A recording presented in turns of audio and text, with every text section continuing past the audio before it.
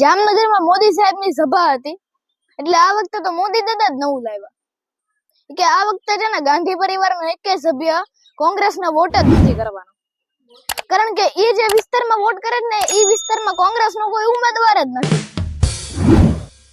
નમસ્કાર, આપ સૌનું સ્વાગત છે મારી ચેનલ બીગમ વ્યાસ છોટુ આર્ટિસ્ટ પર.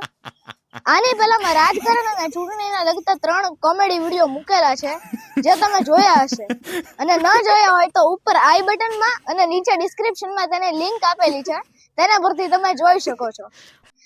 ખાસ મારી ચેનલને સબસ્ક્રાઇબ કરજો, બને તેટલી કમેન્ટ્સ કરજો, શેર કરજો અને લાઈક કરજો.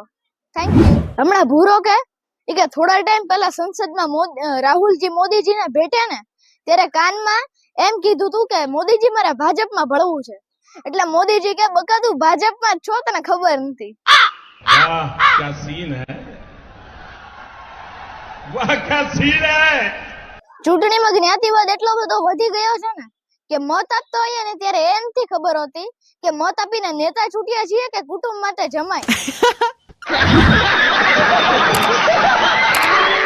સુવિચારો અને સુવાક્ય વાસ્તવિકતા ઉપર જ આધારિત હોય છે.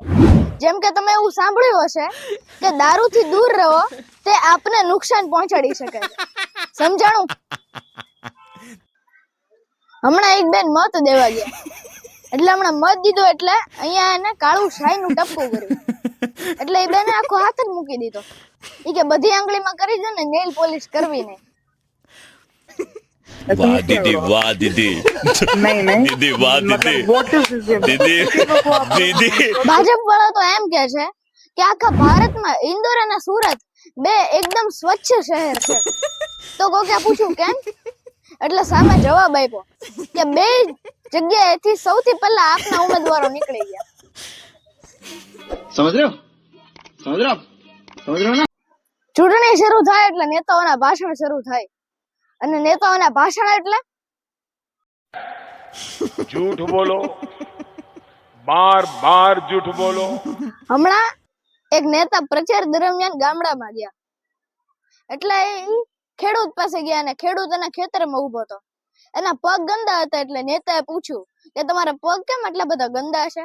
એટલે ખેડૂત કે અમે ખેતરમાં કામ કરતા હોય ને એમાં કાદવ ને કીચડ હોય એટલે અમારા પગ ગંદા હોય એમ.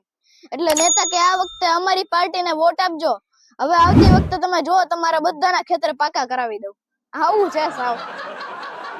ચૂંટણી એટલે શોધ અને સંશોધનનો સમય. ઓલું યાદ છે ને, બટેટામાંથી સોનું બનાવવાનું મશીન છે, એ ચૂંટણીની જ શોધ છે. भाई मजा आया, और मैं ये जो मजा है हिंदुस्तान के हर व्यक्ति को देना. ભાજપના કાર્યાલયની સામે બોર્ડ માર્યું હતું કે આપનું સ્વાગત છે. બોર્ડ તો ખાલી સામાન્ય નાગરિકો માટે જ હતું, પણ ઘણા નેતાઓ એને સિરિયસલી લઈ લે અને ભાજપમાં ભળી ગયા. બોલો, હમણાં 2 જણા વાતો કરતા હતા કે આપણે છે ને કોઈ દિવસ કોઈ પોલિટિકલ પાર્ટી સાથે સંબંધ ખરાબ ન કરવા જોઈએ.